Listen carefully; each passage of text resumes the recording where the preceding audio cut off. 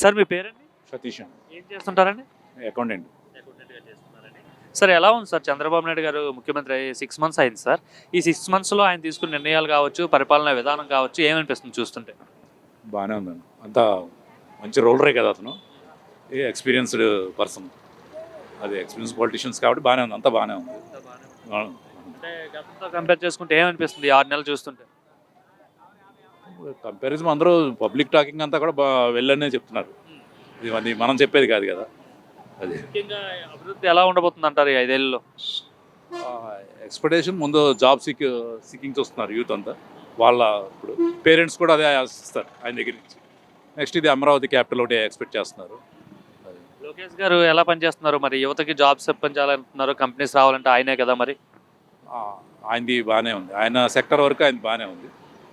కాకపోతే అదే మనం లోకేష్ గారి మీద అప్పుడే జడ్జిమెంట్కి వెళ్ళకూడదు కదా, అంటే నెగిటివ్గా కానీ పాజిటివ్ ఇది కానీ జడ్జిమెంట్కి వెళ్ళకూడదు. ఆయనకి ఇంకా న్యూ కదా, కొత్తగా అతను వెళ్ళకూడదు. వచ్చిన వెంటనే టీసీఎస్ ద్వారా 10,000 మందికి ఉపాధి కల్పిస్తున్నామని అనౌన్స్ చేశారు వైజాగ్లో.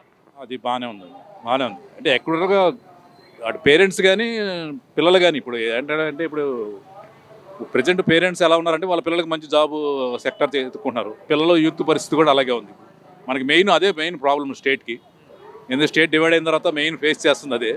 అది మరి దాని మీదే ఎక్కువ పబ్లిక్ దృష్టి దాని మీదే ఉంటుంది. బాబు గారు మరి అమరావతి పైన ఫోకస్ పెట్టారు కదా, ఎలా ఉండబోతుంది అంటారు అమరావతి ఫ్యూచర్? అమరావతి మీద ఆయన బాబు గారు ఫస్ట్ నుంచి ఎక్స్పెక్టేషన్ ఉంది, ఎందుకంటే అది ఆయన ప్లాన్ చేసింది కాబట్టి. బట్ అది ఈ హయాంలోనే అయిపోవాలని కూడా జనాల్లో కూడా తొందర ఉంది, ఈయనగానే జరుగుతుంది అనే ఫీలింగ్ ఎక్కువ ఉంది. ఇంకా ముఖ్యంగా రోడ్ల పరిస్థితి ఏంటి సార్, ఎలా ఉన్నది ప్రజెంట్? రోడ్లు ఇంకా అప్పుడే మొదలు పెట్టలేదు కదా, ఇంకా మొదలు చేశారు కదా, సంక్రాంతి లోపు గుంతలన్నీ పూడుస్తామని చెప్తున్నారు. చూద్దాం సార్, మనం ఎందుకంటే ఓకే, చూడండి సార్. మీ పేరమ్మా? శ్రావణి, ఏం చేస్తుంటారమ్మా మీరు? House wife. House wife. Okay, Chandrababu గారు వచ్చారు కదా, ముఖ్యమంత్రిగా ఉన్నారు, 6 నెలలు అవుతుందమ్మా. ఎలా ఉంది ఆయన పరిపాలన? బాగుంది. నిజమే. నిజమే. జగన్ ఉండేటప్పుడే బాగుండేది అనేసి చాలా మంది మహిళలు అనుకుంటున్నారంట, నిజమేనా?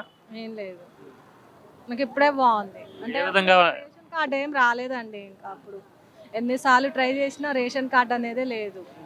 మరి ఇప్పుడు ఇచ్చారా? ఇప్పుడు అప్లై చేసుకోవాలి, చేసుకోమన్నారు. చేసుకోమని చెప్పారా? మ్మ్. వస్తుందని నమ్మకం ఉందా ఇప్పుడు? ఉంది. ఏ విధంగా ఈ గవర్నమెంట్ బాగుందని చెప్తున్నారు మీరు? అంటే అందరు చెప్తారు కదా, దానివల్ల నేను చూస్తున్నా కాబట్టి బాగుంది.